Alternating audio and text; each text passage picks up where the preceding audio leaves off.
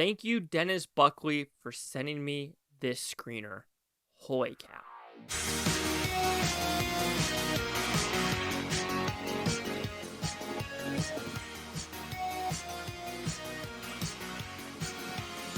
Chase Liagi here with the Blue Futon reviewing The Missing. So what is this about? This is about when an alien comes back to take him. A mouthless young man's life twists and turns as his memories untangled. And just let you know that this is the Philippines' official international feature entry to the Oscars. So you're thinking, wait a minute. The Philippines decided to do a movie about a kid getting abducted by aliens that has no mouth? What were they thinking? They were thinking, I could promise you that, this took me on an emotional roller coaster of humor, tragedy, drama, past, the present. What are you going to do? How do you mend something that happened so horrifically? And how they decided to tell the story with the rotoscoping as well as these kid drawings. Yes, some people might say it's insensitive. Some people might be off-put by this. But I feel like they did it in a way for if this tragedy, this trauma, this horrific actions happen to kids, this is something that can help kids tell what happened to them. Because I do not want to spoil this movie, but all I'm going to say, something happened between the 40 and 50-minute mark where some dialogue was said, and I said, fuck. Yes. Because the first 30 minutes you kind of think what's happening. You're like, okay, this is kind of interesting because it's normal rotoscoping, rotoscoping. Sorry, I'm crazy about this film right now. And then all of a sudden, and yes, I'm not getting paid to do this. I promise I'm not getting paid. But something just happens. Alien spaceship comes, and I was a little nervous. I won't lie. When the alien spaceship come, I was like, what are we doing with this script? I'm truly confused what we're trying to portray. What is this? Is this really going that route? But then, little nuggets of information. Like, okay, I don't think it is what it means. But like I said, between that 40 and 50-minute mark, I went, my God, yup, this is exactly where it's going. And wow, it was, I want to say it's awe-inspiring, but how they decide to film it, it takes balls to film it the way they want to do it. The rotoscoping for what's happening now, and these, I want to say cute kids drawings, but it's like a kid, like a 7-year-old drew these things, and they're trying to tell the story of this trauma that happened. You're just like, okay, wow. And how they decided to do the mouth thing, which I really thought, like, it's a symbol of you're trapped. You're trapped in your own mind. You're trapped in your own body. You just can't tell anyone because there's so much just barriers around you that people took your life. Not physically taking your life, but they mentally took your life. They did stuff to you that you just can't fathom.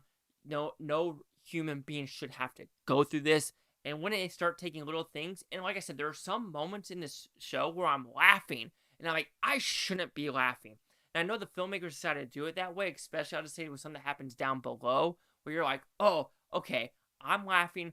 I'm going to say having a good time with it, but they're trying to show that there's always, I don't want to say there's always humor, and I could be completely wrong, but I don't want to take it the wrong way, that maybe I'm not supposed to be laughing, but I am laughing at this film.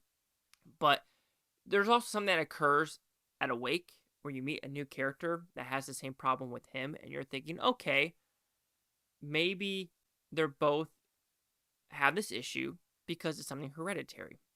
Well, it could be considered hereditary, but it is more meaningful and just more messed up how you realize maybe I do not want to spoil this film because the whole mouthless thing is something that, affects multiple people in this film. And there's one thing I wish it would have expanded on just a little bit because it's a very short film, is the second character I kind of brought up. I wish we got to learn more of her.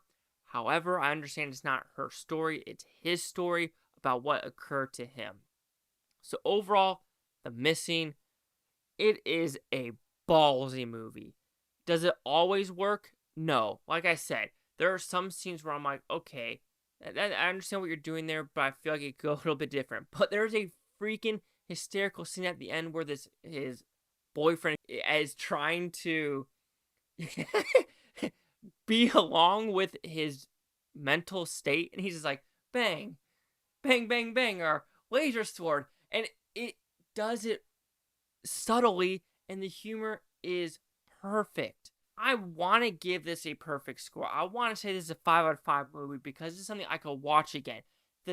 No, I am. I am. So you know my score right now, but my overall thing is this movie deserves to be seen by everyone. Yes, people might be off put by it. People might say this is insensitive. This is inappropriate. However, even though this is an R-rated film, because of language, at least in America it would be, I would say censor this. Make it a PG-13 or at least a PG movie for kids that have been through this trauma so they understand they're not alone. This is what movies are supposed to be. So The Missing will receive a 5 out of 5 Futons, which equals at 100%. I really doubt there's going to be any crit score with this one because, like I said, I got a screener for this one. But if you could find it when it reaches theaters, please do your best to do this because this needs to be seen. I'm sorry if I'm like looking at you and back, but Philippines 2023 Rotten Tomatoes. I think on IMDb is at an 8.3%. I know for a fact they're going to show the ones about The Missing that came out in January. So I don't think there's going to be a movie called The Missing on Rotten Tomatoes. Anyway, we'll go with that 83% that's on IMDb right now in my 100. Like I said, is this going to be for everyone? No. But how they decide to do this story, ballsy, it's fresh, it's so damn good. Chase Scott here with the Blue Futon. Like, comment, subscribe. Let me know what things Butantopia. You Butons, think what a great day. Now, watch this tape tomorrow, a week from now, a month from now, a year from now. I love every single freaking one of you. Again, thank you for having me review this Philippine movie. And right now, yes, I would put this as the top 5 international films of the year. Right now, even though I've only seen like 2 of them. But still, it's in there.